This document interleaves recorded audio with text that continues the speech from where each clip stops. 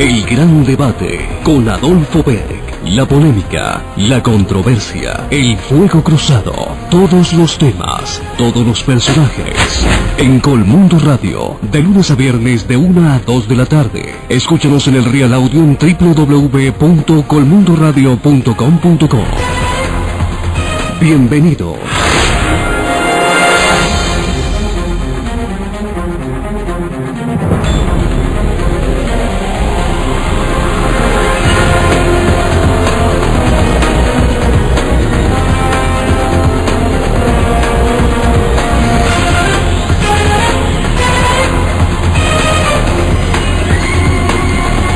Buenas tardes, grato contar con su compañía a esta hora. Después de la 1:05, el gran debate con Adolfo Beck en Colmundo Radio, 1040 AM en Bogotá.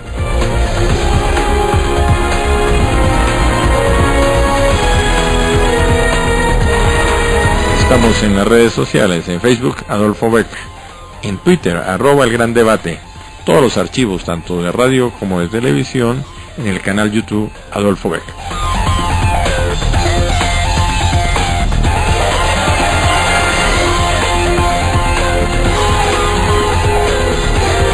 Tema del día: ¿qué sigue después de la agitación social?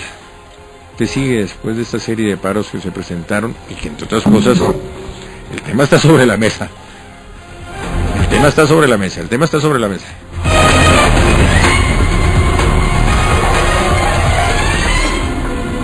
Invitado, el integrante del Comité Ejecutivo del Polo Democrático Alternativo y ex embajador y el ministro de Estado, Carlos Bula. Bienvenido, doctor Carlos Bula. Muchas gracias y buenas tardes a Colmundo. Muchas gracias y un saludo muy especial a todos los oyentes sobre este tema tan importante que vamos a tratar, a discutir y muy seguramente a debatir. Es la explosión de una cosa que venía represada, de la bomba social. Bueno, yo quisiera comenzar diciendo esto. En el derecho penal hay una tesis. ¿Cuál es? ¿A quién le sirve el crimen? ¿Por qué habla de crimen? Yo estoy hablando de protesta social. Yo ahora estoy hablando de protesta social. No, es para hacer la semejanza. Sí, pero un momentico, ¿por qué me relaciona a los dos temas? Es para hacer la semejanza. Cuando ocurre un crimen, entonces teóricos del derecho penal dicen, ¿a quién le sirve ese crimen? Entonces nosotros paralelamente nos preguntamos, ¿a quién le sirvieron los desórdenes de la última marcha en Bogotá? ¿Para quiénes fueron útiles? Son dos cosas, ¿no? Son dos cosas, doctor Carlos Bula. Una cosa es la protesta social. Son los mismos. No. Un momento. Porque aquí la violencia ha tenido 3 etapas en este proceso de los paros. Ha habido 3 etapas muy significativas. La primera violencia durante este proceso de paros fue una violencia originada por el señor presidente de la República, cuando acusó públicamente al senador Robledo y al Polo Democrático Alternativo de que estábamos fomentando la violencia en la etapa, lo cual era autorizar a la fuerza pública para una política de agudización represiva. Esa fue la primera manifestación de la violencia. Y seguimos, pero aquí hay que trazar una línea divisoria. La segunda cosa es amparar la protesta social. La segunda etapa de la violencia: los excesos del SMAT. Todo esto que yo estoy diciendo son hechos que pueden ser fácilmente comprobables, absolutamente comprobables. Sí, pero un momento, doctor. Y tercera etapa de la violencia: los actos vandálicos ocurridos, entre otros, en la ciudad de Bogotá, que nosotros somos los primeros en rechazar, porque tienen un origen sospechoso y porque son contrarios a una posición que tiene la izquierda democrática y el Polo Democrático Alternativo, que es rechazar la violencia para el ejercicio de la lucha política y de la protesta social. Entonces, ¿a quién le sirve el crimen? ¿A quiénes le sirvieron estos actos violentos? Porque nosotros lo que queríamos fue que se llenara la Plaza de Bolívar como un acto de respaldo al justo paro campesino que no ha terminado todavía. Pero eso es una parte del tema, el respaldo del... Es un respaldo solo al paro, que sigue el paro y que sigue el respaldo. Es un acto nacional. Eso no fue solo del Polo, Pero por supuesto que no, es que nosotros somos apenas una parte del conglomerado del pueblo colombiano, hay otras expresiones organizadas y no organizadas dentro de la izquierda.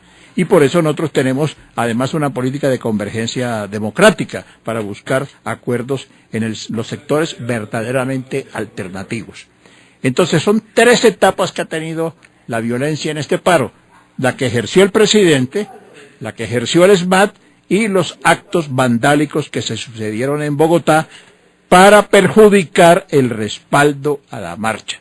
Yo soy una persona responsable porque soy parte de un partido responsable. Yo no puedo decir en este momento, además yo no soy Sherlock Holmes ni hago parte de los servicios secretos, yo no puedo decir quiénes fueron, qué origen, no, yo puedo decir las consecuencias y el estilo. Ese tipo de actos vandálicos fueron actos contra el paro, para perjudicar el paro, y son actos absolutamente rechazables. Yo no sé, ni el Polo sabe todavía, por eso el Polo ha pedido una comisión para establecer los orígenes de esos actos vandálicos que se sucedieron. Pero criticando y analizando esa parte del tema, los actos vandálicos, la violencia que se presentó, hay que reconocer que la protesta social alcanzó un punto muy alto la semana anterior. Por eso la querían destruir. ¿Quiénes? Yo no sé exactamente, pero los niveles de la protesta social eran sin antecedentes, eran supremamente importantes. Yo creo que situaciones como la que se vivió, por ejemplo, en el departamento de Boyacá, donde fue la auténtica expresión de todo el departamento. Vamos a coger ese caso como ejemplo. Vamos a coger el caso de Boyacá. Todo el departamento. Pero hay que quitarle la parte del vandalismo. Pero ¿quién se la quita? Los que la hicieron. Nosotros no tenemos cómo quitarle la parte del vandalismo porque es que nosotros no somos pro-vandálicos. Y hay que criticar eso. Pero es que ya lo hicimos. Ya lo hicimos. De pronto usted está un poquito retardado en la crítica. No, ya nosotros lo hicimos, la crítica. La hicimos hicimos en la plaza, porque yo estuve en esa marcha. Nos retiramos un poco antes de que comenzaran los actos de desórdenes allí, ¿no? Que pueden tener. Todos los sociólogos ahora tienen una teoría diferente sobre los orígenes, ¿sí? Lo que sí le quiero decir es que acuérdese para toda su vida la tesis del derecho penal. ¿A quién le sirve el crimen? Porque evidentemente esos actos estaban orientados a producir el debilitamiento de la protesta social y del paro agropecuario. Esa era su orientación.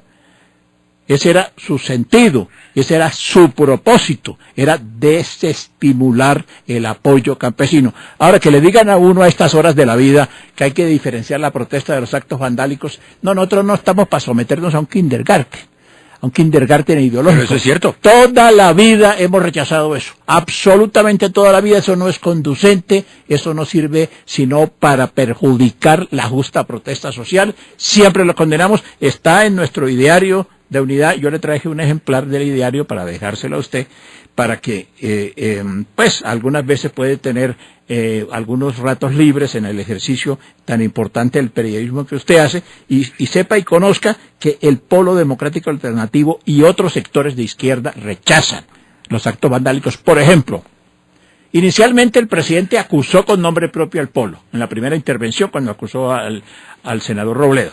Acto absolutamente injustificado, represivo, infame de parte del señor presidente de la República. Ahora después, el presidente, el ministro de Defensa, el director general de la policía e incluso el propio cardenal arzobispo de Bogotá responsabilizaron a la marcha patriótica. Nosotros con ese sector tenemos diferencias y diferencias importantes de consideraciones de carácter político, pero nosotros estamos en desacuerdo absoluto que el señor presidente salga asumiendo posiciones extremadamente varoniles a acusar a un partido político o a un movimiento político y social como la Marcha Patriótica, a acusarlo de que son los autores de los desórdenes que se presentaron, colocándolos en un riesgo evidente en la vida nacional. Vamos a avanzar en este debate, vamos a avanzar en esta charla con el doctor Carlos Bula del Comité Ejecutivo del Polo Democrático Alternativo. Hay dos cosas concretas. El país en general rechazó la violencia. Y rechaza la violencia. Pero por supuesto, claro que sí. Segundo, la protesta social alcanzó un punto muy alto. el más Y alto. el país en general valoró las justas peticiones de los campesinos en Colombia. Sí, pero nosotros no podemos debilitar las aspiraciones campesinas, nosotros no podemos atenuar el apoyo a las justas aspiraciones campesinas por los desórdenes que otras personas absolutamente externas produjeron en Bogotá y en algunas otras ciudades. Entonces son dos situaciones distintas, el agua y el aceite. Usted no vio que los campesinos en Boyacá hayan producido actos de desorden. Usted no vio que la manifestación de 50.000 personas en Tunja, que eso es toda la ciudad de Tunja, hayan producido actos vandálicos. No los vio. Si el contenido y los métodos de la justa protesta campesina hubieran sido eso, ningún escenario mejor que el departamento de Boyacá, si lo continuamos poniendo como ejemplo, donde está toda la población comprometida. Si la condición era actos violentos, se hubiera ejercitado la violencia en ese sector. No hubo. Fue, entre otras ciudades en Bogotá, donde sectores absolutamente ajenos al paro produjeron un acto con el propósito de debilitar el apoyo nacional a la marcha. Entonces no nos hagan cismas. Es decir, una cosa es la protesta y otro los actos vandálicos, pero por supuesto, claro que sí, esas son dos cosas absolutamente distintas. Pero vuelvo a presentar la tesis de derecho penal, ¿a quién le sirve el crimen? Pero hay que, como periodista, hay que ser objetivos. Así no mezclemos las cosas en determinado momento. El pasado viernes muere fruto de una pedrada, ese es el término exacto, un conductor de Flota Libertadores en la ruta Tunja-Sogamoso. Unos jóvenes que estaban a la vera del camino lanzando piedra, aprovechándose de la situación que vive el país. Entonces, ¿cómo identificar? ¿Cómo tratar de no mezclar las dos cosas? Es que no son cosas mezclables. Una cosa no tiene nada que ver con la otra. Los actos de conspiración y de violencia son absolutamente ajenos a la dirección y al componente del paro agropecuario. Son actos absolutamente ajenos. ¿Y quién está detrás de, por ejemplo, de la reacción de estos jóvenes a la vera del camino? Es que yo no soy de una agencia de investigación del Estado. Eso tú puedes consultárselo, Adolfo, puedes consultárselo. No, pero usted es un analista, usted conoce la realidad de este país. No, yo conozco quiénes son los dirigentes del paro, los dirigentes campesinos. Yo no conozco a los delincuentes asesinos. No tengo conocimiento sobre quienes actúan así. Los condeno, por supuesto que los condeno, absolutamente los condeno, pero no atenúo mi apoyo al paro por el hecho de que un sector absolutamente externo al paro produzca estos hechos. Le vuelvo a repetir la tesis del derecho penal, ¿a quién le sirve el crimen? Y le vuelvo a señalar las tres etapas de la violencia que se han vivido. Como usted está en el programa tan repetitivo, ¿a quién le sirve el crimen? Es porque quiere generar una respuesta, y tiene la respuesta. ¿Quién la tiene? Yo la tengo. ¿Por eso? Y le digo, ¿a quién le sirve el crimen? A los enemigos del paro agropecuario. A los que utilizan métodos violentos en este país. ¿Y usted tiene los nombres? Y No, yo no tengo nombre. Yo no soy tira, yo no soy detective. Pero yo analizo, como usted lo acaba de señalar, analizo los hechos desde el punto de vista sociológico y desde el punto de vista político. Es evidente que esos actos violentos perjudican la justa expresión del movimiento campesino. Y les digo, tres etapas de la violencia. Igualmente condenables. Primero la del presidente, segundo la del ESMAD y tercero los actos violentos de desorden vandálico. Entonces viene la pregunta, ¿usted cree que el presidente está contra la protesta social? Yo creo que el presidente, por supuesto, claro, bueno, es que hablar del presidente me tiene que decir cuál día, porque todos los días él adopta una posición absolutamente distinta. Entonces un día dice que sí, otro día dice que no, otro día dice que el paro no existe, después dice que fue que se equivocó, que dio un papayazo. Estoy utilizando unos términos gruesos presidenciables, ¿no? Entonces, que si el presidente estaba contra la protesta, vea, yo le voy a decir una cosa a usted.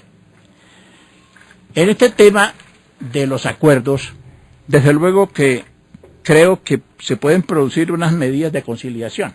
Creo que fue las que acordaron, por ejemplo, ayer en el departamento de Nariño, unas medidas de conciliación provisionales y transitorias. Pero es que el problema que está viviendo el país con el sector agropecuario es un problema estructural. Para problemas O sea, estructurales necesita reformas estructurales. y no puede ser solamente medidas provisionales. Entonces aquí hay un problema que causa, hay una situación, un acto del Estado que causa el problema estructural que se llaman tratados de libre comercio. Y eso se advirtió por parte nuestra, y no solamente por parte nuestra, por parte incluso de gente del establecimiento, algunos sectores del establecimiento. Los tratados de libre comercio son contrarios a la seguridad alimentaria y a la justa reivindicación de la vida económica productiva del país. Son enemigos, se advirtió, se dijo de diferentes maneras. Pero eso hay que añadirle que el deterioro del campo colombiano viene antes de los tratados de libre comercio. Viene, claro, por supuesto, vienen desde las medidas de la apertura económica. Antes de la apertura. Y por supuesto, toda medida de sometimiento del país en sus actos que deben ser soberanos desde el punto de vista económico son contrarios a los intereses nacionales. Pero hay situaciones que las agravan. Entonces el país descuidó el campo hace mucho tiempo. La apertura económica del expresidente Gaviria causó una seria lesión que se vio además absolutamente agravada con el Tratado de Libre Comercio impulsado durante el gobierno del doctor Álvaro Uribe y que se ha visto en las ejecuciones del mismo tratado por parte del doctor Santos. Entonces el doctor Santos tiene que definirse. Este gobierno tiene que tomar una decisión o el presidente debe irse, debe renunciar, pero tiene que tomar una decisión. ¿Van a renegociar los tratados de libre comercio o no? O si no, que no nos digan mentiras a los colombianos. Escúcheme una pregunta. Dígame. Le leo en el asunto. ¿Eso después de firmado se puede renegociar? Claro, pero por supuesto, no hay actos que puedan ser eternos. No hay actos eternos en la vida del derecho internacional. Por supuesto que se pueden renegociar y se pueden declarar, eso se llama la denuncia de un tratado internacional. ¿Y eso no crea un mal ambiente a nivel externo? Bueno, no, el peor ambiente es el interno, con la vigencia de esos tratados de libre comercio. Y eso que no está plenamente agudizada la situación de la producción industrial. Entonces aquí arruinaron el sector agropecuario de manera absoluta, completa. Todo el sector productivo agrario quedó absolutamente arruinado y hay pérdidas de empleo en el campo colombiano. Excúseme, sigo con la pregunta. ¿Un tratado internacional depende de la voluntad del presidente de turno? A ver, un tratado de derecho internacional depende de dos estados, del consentimiento de dos estados. Cuando un estado considera que se está perjudicando con la aplicación porque puede haber un gobierno que cambia de opinión. Por eso, por ejemplo, usted que es una persona tan afecta como yo a la religión católica, entonces usted conoce, por ejemplo, los concordatos, ¿no? Usted conoce los concordatos. Entonces, hay un concordato vigente entre las Santas Sedes. Le estoy poniendo un ejemplo muy piadoso para que estas zonas conservadoras a veces pues se puedan... Un concordato es un tratado internacional. Es un tratado internacional. Claro. Entonces, si lo firmaran por una vez y no se pudiera reformar, fuese eterno. No, los concordatos se reforman. Acuérdense que hubo un concordato con el presidente Núñez y hubo un problema de discusión porque el presidente vivía con doña Soledad. Con doña Soledad, y entonces el presidente... Vivía con doña Soledad, pero estaba acompañado. Sí, el presidente puso una condición, Núñez, para firmar un nuevo concordato. La condición es que doña Soledad entrara del lazo del nuncio apostólico en aquella época, el banquete, y el nuncio, con tal de que se firmara el concordato con la Santa Sede, pues le hizo el honor al presidente Núñez de entrar con su compañera sentimental a ese banquete. Eso es lo que en la costa se llama doña Soledad, en ese momento era la querida. Sí, era la querida, lo que sí, aquí ¿no? Allá tiene un nombre así como usted lo acaba de expresar. Sí. Entonces, volviendo un poco a la situación real, el tratado se llama Tratado de Libre Comercio TLC, puede ser solicitado por parte de Colombia su renegociación o su cancelación, porque Colombia tiene que priorizar el bienestar de su pueblo y no el supuesto respeto de los Estados Unidos. Mira, los Estados Unidos no respetan a nadie. Es que cuando ellos consideran que deben atacar, se pasan por encima de la galleta y de la faja todos los tratados internacionales. ¿O me va a decir usted que esta proyectada invasión que tienen contra Siria por encima del Consejo de Seguridad de las Naciones Unidas no es una violación del derecho internacional, independientemente de la opinión que podamos tener sobre el régimen sirio o sobre la oposición? Pero van a hacerlo por encima de el Consejo de Seguridad de las Naciones Unidas, como hicieron la invasión a Irak, por encima del tratado por encima del Consejo de Seguridad de las Naciones Unidas. Entonces, para resumirle, por supuesto que un tratado se puede renegociar a petición de una de las partes. ¿Y eso no es sinónimo de inseguridad jurídica? Al contrario, el Estado puede denunciar el hecho. Está confundiendo tratados con inversiones. No, estoy con temas afines. Esas son dos temas cosas afines. Esas son dos cosas distintas. Pues claro que tienen relaciones. La inversión la inversión se hace en el marco de unas reglas jurídicas que el país establece para captar pues la cooperación económica del exterior. El tratado es entre gobiernos. No hay un tratado internacional que no sea sino entre gobiernos. Entonces el gobierno colombiano, si quiere resolver el problema estructuralmente y no engañar a la población colombiana, el Estado colombiano puede decir: desconozco ese tratado o quiero su renegociación porque hay un régimen diferente. Y tratar de llegar a ese punto de que el problema con el campo, la única respuesta es eliminar los tratados de libre comercio, me parece que también es un simplismo, es una actitud simplista. ¿Y entonces cuál sería la solución? No, ese es parte del problema, ¿no? Pero no es el problema en general. Por supuesto que no es solamente no, es que hay más cosas. Aquí tienen que establecer un precio justo para los combustibles. Aquí tienen que establecer un precio justo para los insumos. Aquí tienen que haber unos precios de sustentación para los productos básicos de la canasta doméstica. Tiene que haber unos precios de sustentación para los productos más afines a las consideraciones de climatología y las condiciones de la tierra colombiana. Entonces, este país está produciendo café desde hace 200 años. En este momento, como producto de una cosa que se llama neoliberalismo, que es un modelo infame, que no solamente es una teoría académica para discutir en las universidades, sino que es una manera de agredir a la nación, entonces ha disminuido sustancialmente la producción de café, y países que acaban de salir de una guerra como Vietnam, que no conocían ni una mata de café, están produciendo ya más café que Colombia. Esa es una cosa infame. Este país... Colombia está importando café. Está importando café porque disminuyó la producción. Este país, por ejemplo, y en general América Latina, que era donde encontraron los españoles, entre otros conquistadores, la papa y la mandaron a Europa, ahora está Colombia importando papa de Bélgica. Yo viví en Bélgica, es una papa horrible. Y estamos importando mala papa, ¿no? Mala papa. Y estamos importando papa de Bélgica. Y estamos importando trigo, y estamos importando cebada, y estamos importando leche. Quebraron a los lecheros y a toda la zona, por ejemplo, de Ubaté, aquí en Cundinamarca, sin ninguna razón que lo justifique. ¿Qué necesidad tiene este país de importar leche de los Estados Unidos y de Europa? ¿Por qué? Primero agotemos los consumos internos. Si falta la producción, entonces hagamos los actos consecuentes. Mire, aquí se habla tanto del desabastecimiento de Venezuela, y los últimos datos es que estamos importando arroz de Venezuela.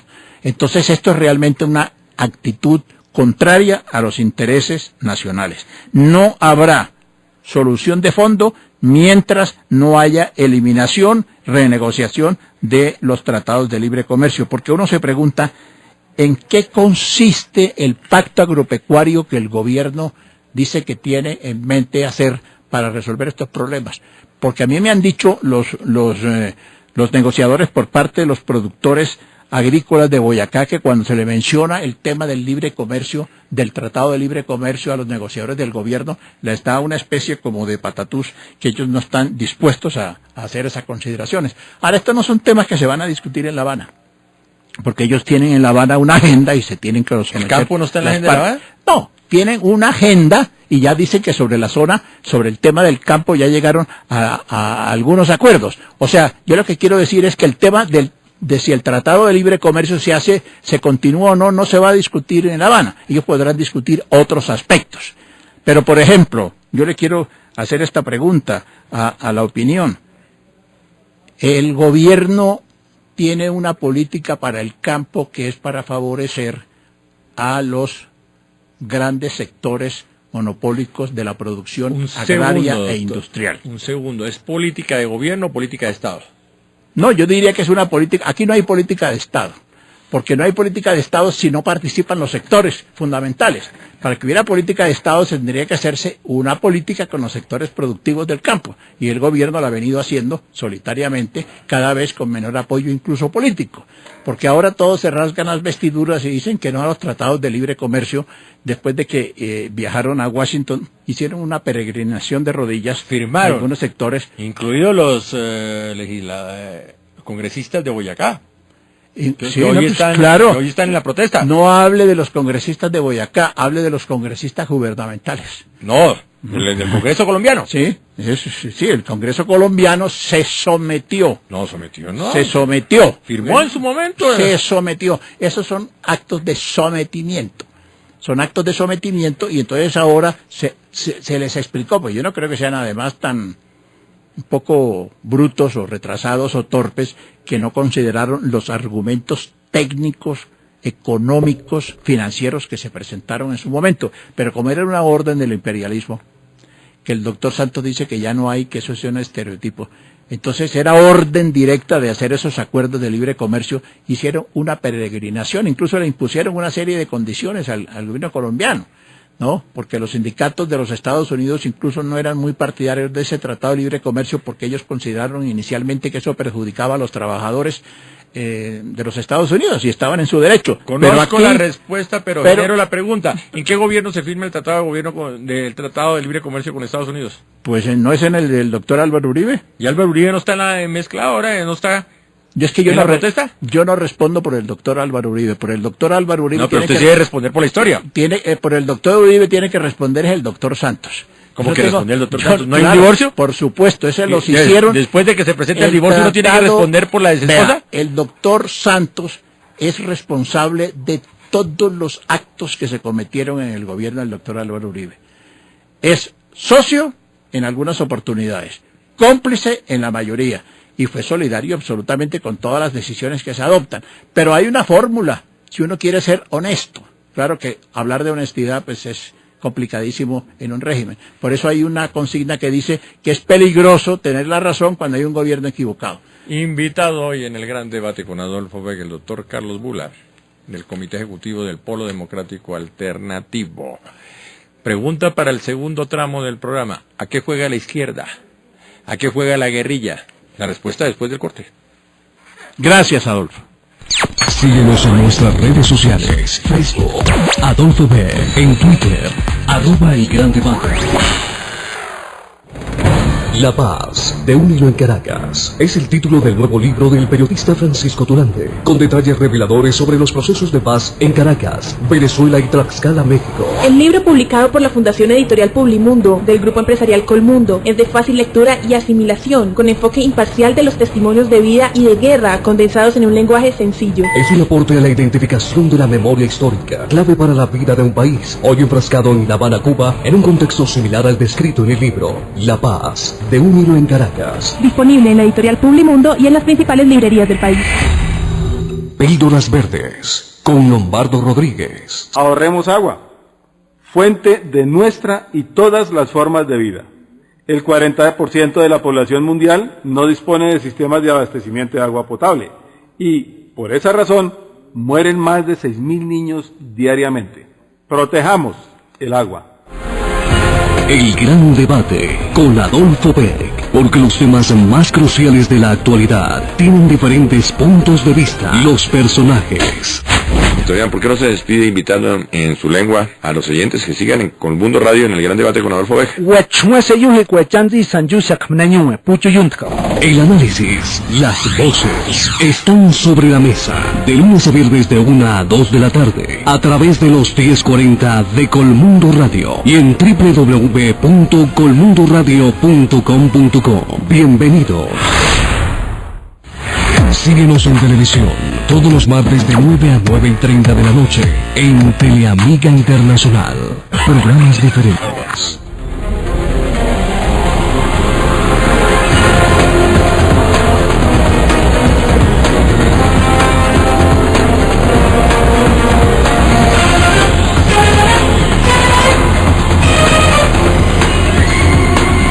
Estamos en el gran debate con Adolfo Vega en Colmundo Radio 1040M en Bogotá. Tema del día, ¿qué sigue después de la protesta social? Invitado, el exministro, el exembajador y miembro del comité ejecutivo del Polo Democrático Alternativo, Carlos Bula. Usted me está hablando del libro del colega y director de Colmundo Radio, Francisco Tulán, de La Paz de un hilo en Caracas. Me dice que si se lo firma, lo compra. Por supuesto. Entonces, no que me lo venda leído, porque eso me toca leérmelo a mí, pero que me lo venda firmado. Sí, hay que esperar. El autor ya salió, ¿no? Ya salió. Hay que esperar la próxima vez. Prometo. Juro Juro que lo compro. Bueno, La Paz de un hilo en Caracas, el libro que está de moda, Francisco Tulán. Vamos con la pregunta del tramo inicial. ¿A qué está jugando la izquierda? ¿A qué está jugando la guerrilla en este momento? Bueno, en primer lugar, nosotros en la izquierda no estamos jugando. Entonces, yo estoy hasta contra la pregunta. Nosotros estamos aspirando a hacer poder en este país. Y además sabe que me molesta, o me inquieta mejor, que usted me haga la pregunta simultánea de que juega la izquierda y la guerrilla, porque eso queda como una sensación de que tenemos como zonas paralelas. No, señor. La izquierda democrática en Colombia ha existido desde el surgimiento de la República. Algunas veces la izquierda democrática ha estado en armas, por supuesto, las guerras civiles que se hicieron en contra del atraso feudal de los conservadores y de la jerarquía católica en el siglo XIX, o la violencia que, por ejemplo, ejercitó el Partido Liberal, porque ¿sabe quién inventó la combinación de las formas de lucha? Ahora se lo adjudican pues a un sector de izquierda colombiano. La combinación de las formas de lucha se la inventó en Colombia, fue el Partido Liberal, después de la elección del doctor Laureano Gómez, cuando asesinaron al hermano del candidato liberal, doctor Darío Chandía. Entonces, eso fue un invento liberal. ¿Las famosas guerrillas liberales? Las guerrillas liberales. ¿Del Llano? Del Llano, por ejemplo, que han sido de Dúmar Aljure, que después fue asesinado durante el gobierno de la Junta Militar que sucedió al general Rojas Pinilla en el año 57-58. Entonces, nosotros no estamos... Entonces, primero deslindo la pregunta de la izquierda. Acépteme las comillas. No. Yo no estoy en una actitud conciliatoria. A mí no me gusta conciliar. A mí me gusta discutir. Entonces, lo que tenemos que hacer es esto. Deslindo la pregunta. Yo le contesto a usted por la izquierda primero y después le doy una interpretación de lo que a mi juicio pienso que puede estar esperando la guerrilla.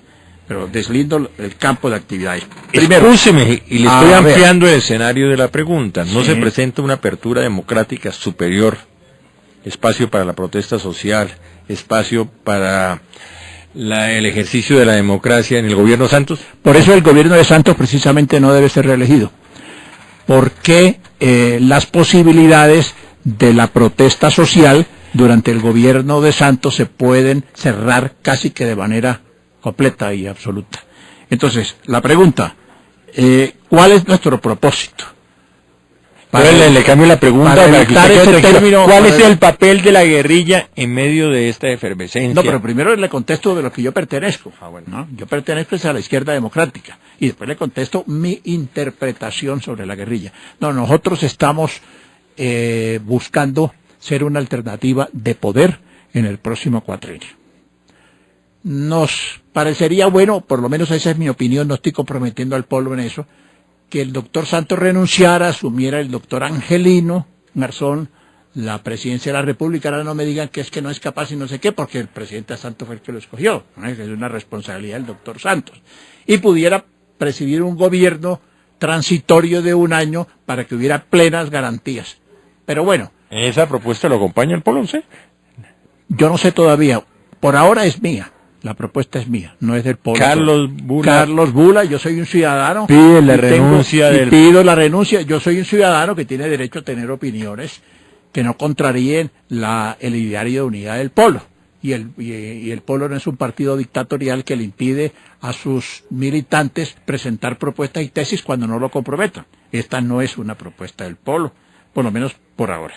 Entonces, si el presidente Santos llega a las elecciones y se proclama candidato para la reelección, nosotros sabemos que nosotros vamos a pasar a la segunda vuelta con la candidatura de la doctora Clara López Obregón. Vamos a pasar a la segunda vuelta porque nuestra candidata sí es superior, pues a todos los candidatos, pero especialmente es superior a los candidatos de la otra alternativa que habría, la de los otros santistas divididos ahora, que son los uribistas. Entonces, creo que nuestra candidata es superior a los enanitos que tiene el doctor Uribe como precandidato. ¿Y por qué? ¿Por qué con esos términos, enanitos? Yo no entiendo. Enanos, porque eso no es un término feo. Eso es un término Pero político. no Yo coincide con la realidad. No estoy hablando de estatura física, estoy hablando de niveles políticos, ¿no? Estoy hablando de niveles políticos. Son candidatos menores, absolutamente menores. Son candidatos insignificantes en cierta forma. Bueno, además, pues, si queda alguno libre, ¿no? Y no dictan ni contra ellos ninguna medida de aseguramiento. Ojo con la exageración, doctor. No, pues, no, porque eso no es problema mío, ¿no? Yo acabo de ver que a un candidato le acaban de dictar una medida de aseguramiento. Entonces, si queda alguno, entonces creo que nuestra candidata puede pasar a la segunda vuelta, va a pasar a la segunda vuelta, y en este momento... Un momento, ¿por qué en Colombia se confunde una medida de aseguramiento, una detención preventiva, con fallo o veredicto? Porque aquí hay un sobredimensionamiento de los temas jurídicos, que son una engañifa, ¿sí? Entonces aquí, cuando una persona es detenida, dice, es culpable. ¿Y cómo se va a condenar incluso socialmente y a nivel de los medios una persona que no hace... Bueno, es que eso lo hacen fundamentalmente los medios, mi querido Adolfo, ¿no? Son los medios los que se encargan, y yo lo estoy sufriendo en carne propia, son los medios, algunos, ¿no? Los que se encargan de asimilar una medida de aseguramiento con el hecho de que una persona es culpable, violando todo el debido proceso y la presunción de inocencia que tiene derecho todos los ciudadanos. Pero no hay una mala utilización, entre comillas, por parte de la justicia de la detención preventiva. Yo creo que hay casos en que el proceso debe darse con la persona imputada en libertad. No veo por qué haya razones de tenerlo detenido mientras se llega al juicio. Pero aquí hay unas medidas para unos casos y otros para otros, sin darle nombres, porque no quiero en eso ser una persona que viola el derecho al crédito. Hay un senador que en este momento está vinculado no sé a qué proceso de préstamos a una entidad, y a él le dijeron, la Corte Suprema le dijo, le abrimos el proceso pero lo dejamos en libertad. Hay otros en que les aplican la medida de aseguramiento, pero aquí hay además una cosa que a mí no me gusta mucho, y aun cuando tengamos que hacer una desviación en la pregunta suya sobre un tema judicial, es que no es correcto que haya una sola instancia para juzgar a una persona, así sea el más horrendo de los criminales. Tienen el derecho a tener una doble instancia en sus procesos. Pero la gente se condena a través de los medios y viene la solución después de mucho tiempo por parte de la justicia. Hay muchos medios que condenan a las personas, y eso presiona las decisiones judiciales en relación con algunos casos. Pero, a ver, nosotros lo que estamos diciéndole al país es esto: no identifiquen, por favor, procesos de paz con reelección de Santos. Incluso la marcha patriótica en cabeza de una mujer admirable que yo tengo una gran admiración, incluso la marcha patriótica se equivocó y propuso hace algún tiempo, claro que ya la retiraron, la prórroga del periodo presidencial de Santos. Yo creo que la reelección ¿esa propuesta de Santos... es de Pía Córdoba? Sí, ella la hizo, y creo que en eso se equivocó lamentablemente. No, ya creo que no es la tesis, después de la acusación que le hizo Santos en días pasados, pues yo creo que no continúan con ese propósito, porque se trata de un presidente que además de derechista es bastante inepto y bastante irresponsable. Entonces un día dice una cosa y otro día dice otra, y otro día dice otra, y eso pone en peligro a las direcciones políticas. Mira, a nosotros nos crearon dificultades sus afirmaciones iniciales sobre la vinculación del senador Robledo y de otras personas. Vea, yo estoy, por ejemplo, amenazado por los rastrojos. Yo no sé ni quiénes son. No me pregunte ahora que si yo... ¿Quién lo dirige? Pues yo qué voy a saber. No, pero yo resulté amenazado, y resultó amenazado Robledo, y resultó amenazado Alexander López, y resultó amenazado Iván Cepeda, y resultó amenazado Carlos Romero, y resultó amenazado Tarcisio Mora, por cuenta de la creación de un clima absolutamente propicio para las acciones violentas. Ahora, ¿por qué no propone usted? Yo le propongo un día hacer un debate sobre el tema del proteccionismo aquí en este programa suyo tan interesante y tan liberal y tan democrático. Es decir, ¿qué es mejor en este momento? ¿Los tratados de libre comercio o un régimen proteccionista? Me quedé sin la respuesta. ¿A usted no le ¿Cuál gusta es? el papel de la izquierda en esta está tratando de debilitar a Santos? No, nosotros estamos haciendo... Me quedé sin la respuesta. Nosotros estamos... Bueno, no, tal vez no soy muy preciso. Y entonces la repito en el término que usted dice, ¿a qué está jugando la izquierda? No, nosotros no estamos jugando a nada. Nosotros estamos detrás del poder. Sí, sí. Para llegar al poder necesitamos ser un sector claramente de oposición y no como el Partido Verde, que está jugando a la tercería, pero al mismo tiempo tiene un ministro desocupado en la administración Santos. ¿Cuál es el ministro desocupado? Luis Eduardo Garzón. ¿Cómo que está desocupado? Absolutamente desocupado. Creo que cuando se toma Viene el del tinto... polo. Sí, pero Viene es que- de la izquierda. ¿Y usted cree que es que pasar por el polo de una vez consagra la infalibilidad perpetua y eterna? No, en absoluto. Aquí no. ¿Cómo es eso de ministro desocupado? No, somos todos de carne y hueso, absolutamente desocupado. Creo que después del tinto se prepara para la siesta. Entonces, realmente, nosotros no estamos jugando, vamos detrás del poder. Nosotros vamos detrás del poder, vamos a ganar las elecciones de la presidencia de la República en la segunda vuelta, no tenemos ninguna preocupación por el umbral, vamos a superar el umbral, vamos a sacar 1 millón de votos en las elecciones parlamentarias, eso afianza la candidatura de Clara López y con ese nombre llegamos a la segunda vuelta y derrotamos a Santos o a su compinche de turno. No, pero me salió usted, pues, está adivinando el futuro.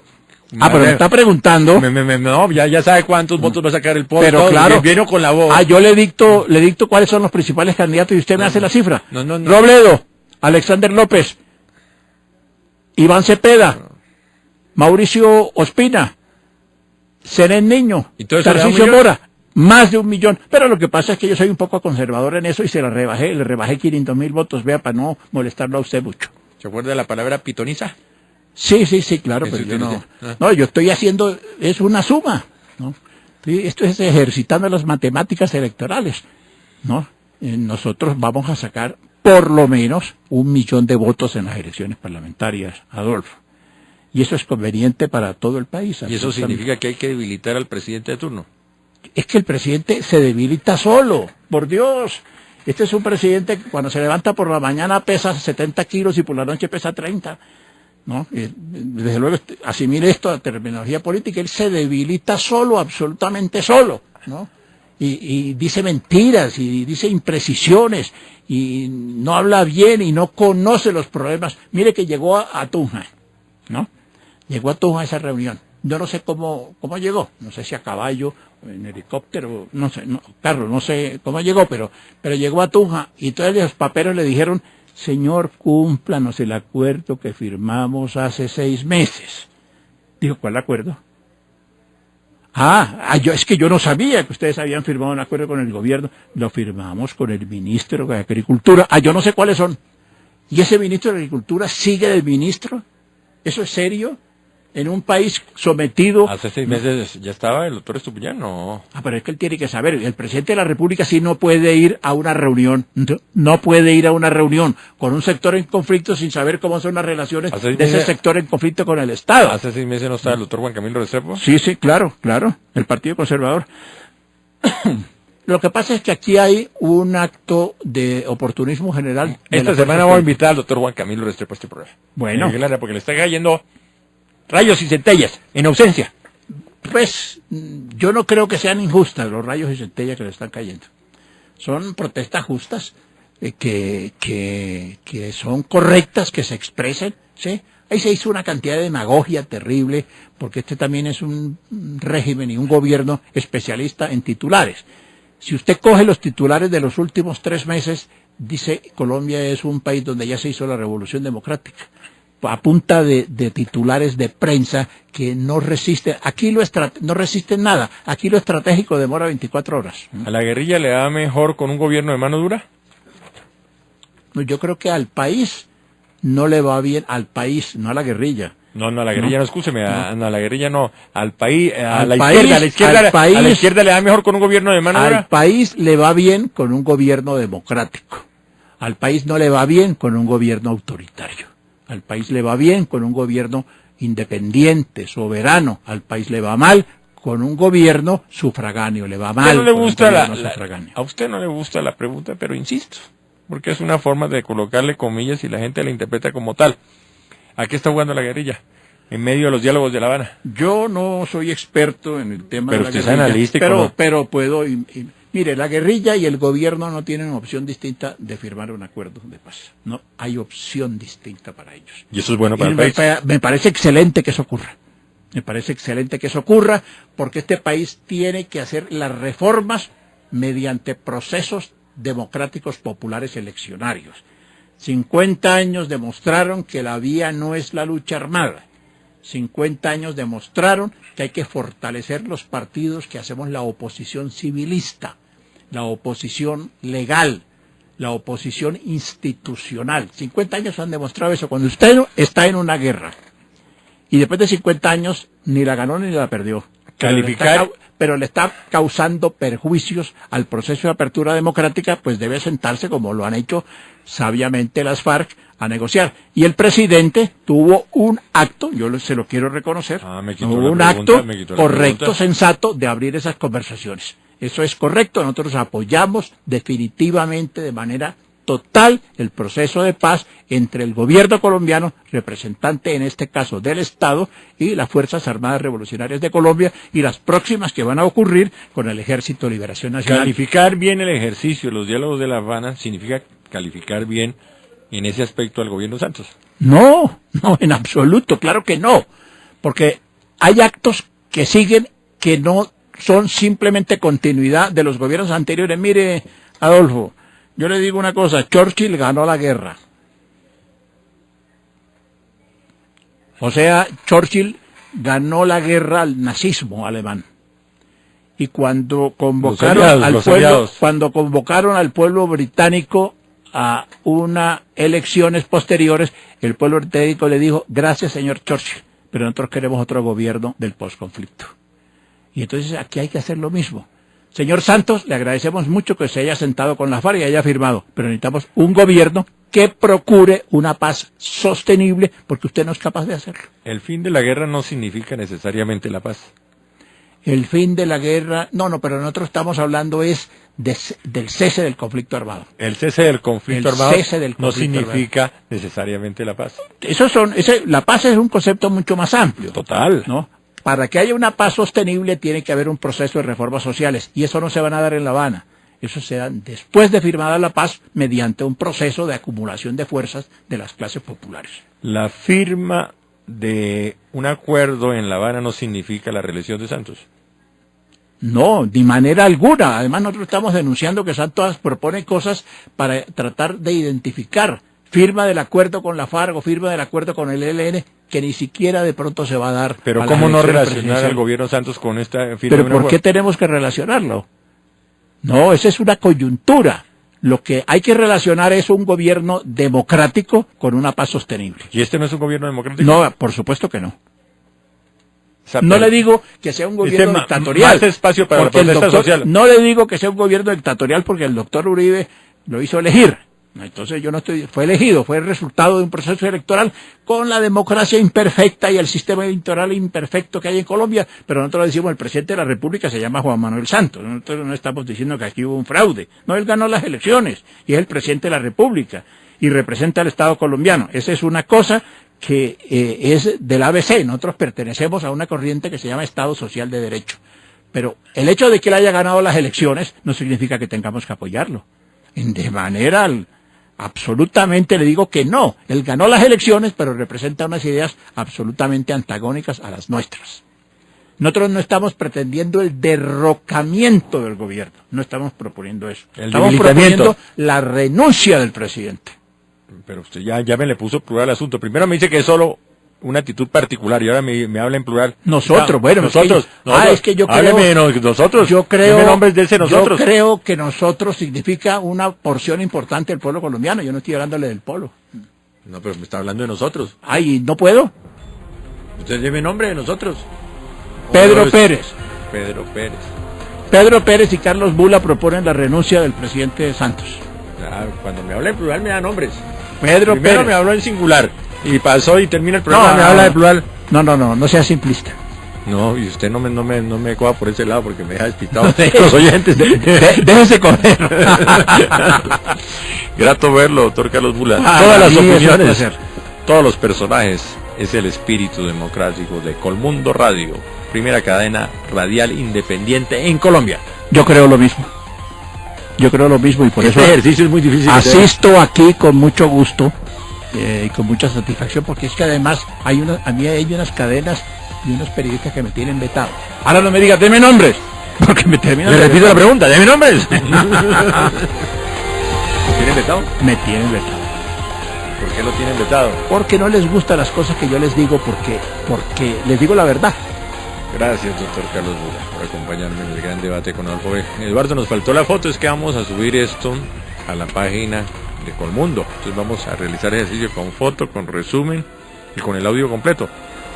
Para que el oyente, si no lo escucha a esta hora, puede ingresar a la página de Colmundo Radio. Tiene el audio, las fotos y el resumen del programa. Vamos Usted no sabe el bien que me está haciendo, personalmente me está haciendo. No sabe el bien que le está haciendo al pueblo invitándome y el bien que le está haciendo a la democracia colombiana poder expresar ideas que no sean las consagradas en las cúpulas del poder. Aquí llega el uribista, el hombre de centro, el de izquierda, todos los sectores en el gran debate con Adolfo Beck. Es el espíritu democrático de Colmundo Radio. En la parte técnica, Eduardo Molano. Nos encontramos mañana, si Dios quiere, 1 de la tarde, 1040 AM en Bogotá.